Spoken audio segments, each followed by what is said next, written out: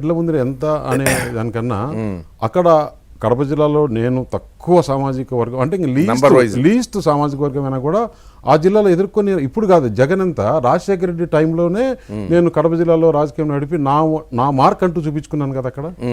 ఇప్పుడు మొన్నగా మీరు చూసారు వివేకాంధ్రెడ్డిని ఎలక్షన్లో ఏ విధంగా ఓడించగలిగింది. ఇవన్నీ ఒక ప్లాను ఒక ప్రణాళిక వేసుకుంటే ఆ ప్రణాళిక ప్రకారం అది సక్సెస్ అయ్యేంత వరకు వదిలేదు లేదు. సో అట్లా మొత్తానికి అమిత్ షా నరేంద్ర మోదీ మనసు కూడా చూరగొన్నావు. తప్పకుండా.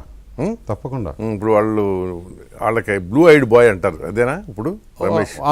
మీరు ఎట్లయినా అనుకోవచ్చు. నేనైతే వాళ్ళు ఏదైనా రమేష్కు చెప్తే ఇది సాధించగలుగుతాడు అనే నమ్మకం తెచ్చుకున్నా. అసలు వాళ్ళు సాధించలేంది నువ్వు సాధించేది ఏంటి, నాకు అదే అర్థం కాదు. అది అమిత్ షా గారు మీడియాతో అయిపోతాయి కదా వాళ్ళకి. అమిత్ షా గారు మీడియా దగ్గర కానీ ఆయనకు మామూలుగా చిట్చాట్లు కూర్చున్నప్పుడు కానీ ఏదైనా ఈ పని కాదులేదంటే రమేష్ పిలిచి చెప్పండి, రమేష్ చూస్తాడని చెప్పేవాడు. ఓహో, ఓకే. జనరల్ గా అక్కడ కొట్టేవారు మాట.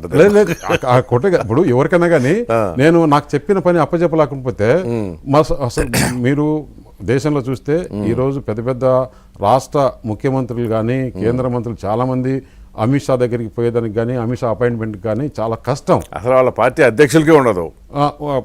అంటే వాళ్ళకు అవసరమా, ఇతంతో అవసరమా, ఎప్పుడు అవసరం, ఎప్పుడు పిలుస్తారు ఆ మనుషుల్ని ఉపయోగించుకుంటారు.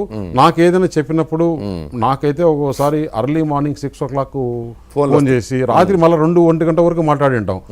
అర్లీ మార్నింగ్ 6 o'clock ఫోన్ చేస్తారు. వాళ్ళు కూడా ఏంటంటే ఒకటి పట్టుకుంటే వదలరు, అది సక్సెస్ అయ్యేంత వరకు. దాంట్లో నన్ను వాళ్ళు కొన్ని పాయింట్స్ చూశారు, కొన్ని కోణాల్లో చూశారు, ఇతనైతే చేయగలుగుతాడని చెప్పి ఒక నమ్మకం ఏర్పాటు చేసుకున్నాను. ఏదైనా తిమ్మిని బమ్మిని చేయగలడు అనేది. తిమ్మిని బమ్మిని చేయగలడం అంటే ఒకరిని ఎవరినైనా కన్విన్స్ చేసే శక్తి దేవుడు నాకు ఇచ్చాడు. అది ఏ విధంగా కన్విన్స్ చేస్తాం ఏంటి అనేది ఇప్పుడే కాదు, బాబు గారి టైంలో కానీ ఇక్కడ కూడా కాదు.